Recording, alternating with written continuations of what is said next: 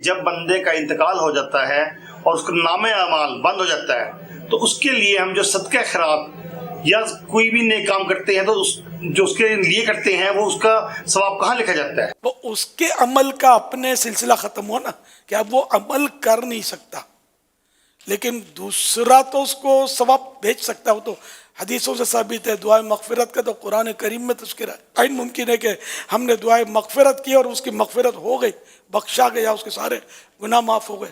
اللہ کی رحمت بہت بڑی ہے. ایصال ثواب میں ثواب پہنچتا ہے. میں وہ حدیث مبارکہ میں یہ ہے کہ اذا مات ابن آدم انقطع عملہ، جب ابن آدم کا، انسان کا انتقال ہو جاتا ہے تو اس کا عمل منقطع ہو جاتا ہے، ختم ہو جاتا ہے. یعنی وہ عمل کوئی نہیں کر سکتا کہ باقاعدہ اس کا عمل لکھا جائے. الا من ثلاث، 3 چیزیں ہوتی ہیں جو لکھی جاتی ہیں، اور دیگر حدیثوں میں 5 ہیں، بعض میں 7 موجود ہیں.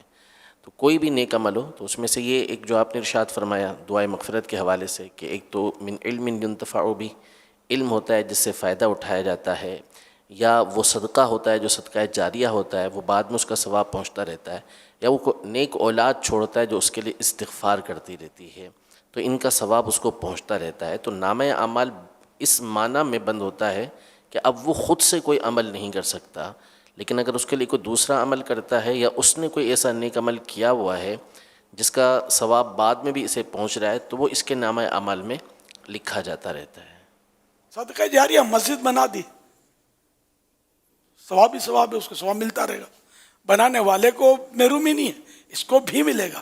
اور اپنے امی کے لیے، ابو کے نام کے لیے کہ ان کو ثواب پہنچے تو ان کو بھی ثواب پہنچے گا. ساری امت کے نام پر آپ نے کر دیا اس کو کہ سب کو ثواب ملے، ساری امت کو اس کا ثواب پہنچے گا. اللہ پاک کے یہاں مطلب کوئی کمی نہیں ہے، کوئی کمزوری نہیں ہے.